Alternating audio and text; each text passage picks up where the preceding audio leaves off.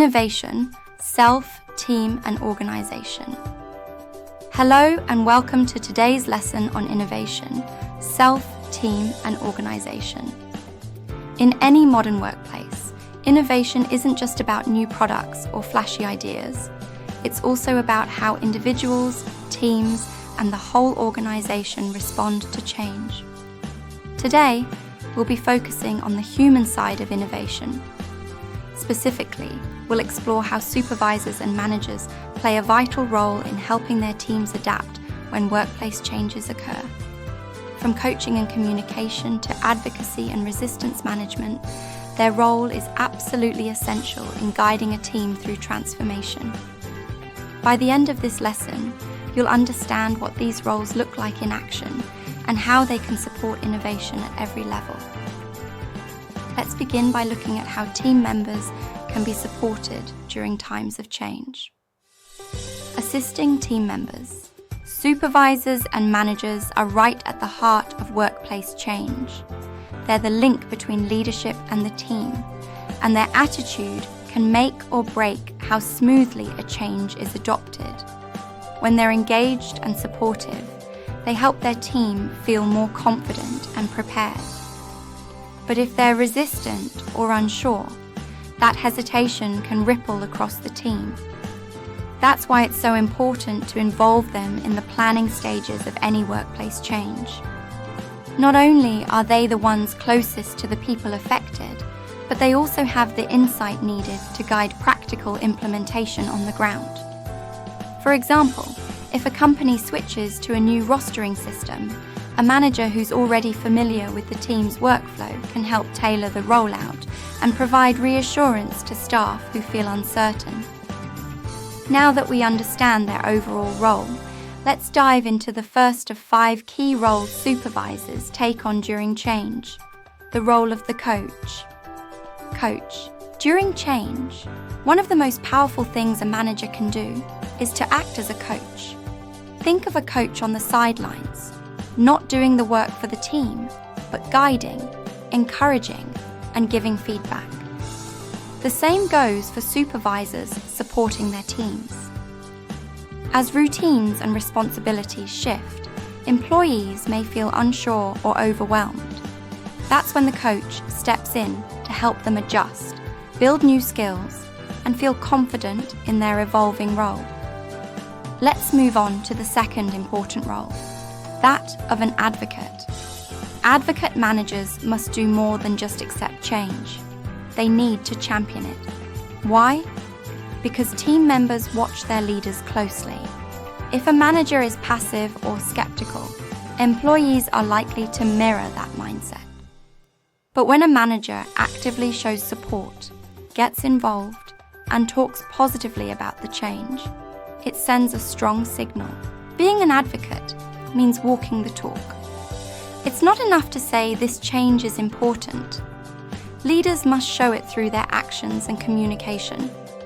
For instance, if a new reporting tool is being introduced, a manager who takes the time to use it themselves, shares their progress, and openly encourages others, is leading by example. Coming up next, we'll explore how the manager's role as a communicator makes all the difference during change. Communicator. Let's talk about one of the most critical roles during change, the communicator. When the workplace is shifting, people have questions, and they want answers from someone they know and trust, their manager. It's not just about passing on information, it's about offering context, reassurance, and clarity. Employees want to know how changes will impact their role, their workload, and their team. A well-informed manager can help ease anxiety by being honest, direct, and consistent. Poor communication leads to confusion and rumors, but good communication builds trust and transparency. Picture this.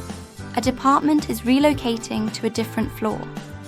Instead of letting the team hear it secondhand, a manager who explains what's happening, when and why, and answers questions openly helps their staff feel respected and included. Now let's look more closely at the specific questions employees typically ask and how managers can answer them. When change hits, employees often ask 4 key questions. Why are we doing this? What's in it for me? What does this change mean for me? Why should I support it? And guess who they turn to for these answers? Their direct manager. Managers don't need to have all the answers right away, but they do need to be honest and approachable. They should link the change to the bigger picture and explain how it benefits the team and the individual. Let's say a new performance tracking system is being introduced. A manager might explain, "We're doing this to better recognize your efforts and identify training needs more clearly, so you'll get the support you need to grow." When a manager addresses these questions openly, employees are far more likely to feel heard and stay engaged.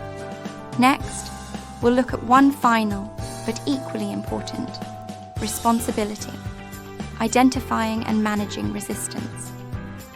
Identify and manage resistance. Even with the best communication, not everyone will embrace change right away. That's where managers become key players in spotting and managing resistance. Because they work so closely with the team, supervisors are the first to notice when someone is struggling or pushing back. Maybe it's a drop in performance, a change in mood, or even small complaints that signal something deeper, more profound. With the right tools and mindset, managers can address resistance early, before it grows into a bigger issue. This might mean having a one-on-one chat, offering extra training, or simply listening without judgment. Coming up, we'll bring it all together and wrap up the key points from today's lesson. That brings us to the end of today's session on innovation, self, team, and organization. We've explored how managers and supervisors play 5 vital roles during times of change. They act as coaches, advocates, communicators, and resistance managers, all while staying closely connected to their teams. By understanding these roles and performing them well, leaders can help teams feel more confident, more involved, and more prepared to innovate and adapt. And when teams feel supported, they're much more likely to succeed. So keep in mind, real change starts with how we support people. If you've got any questions or want to chat more about today's topic, feel free to ask. Goodbye, and see you next time.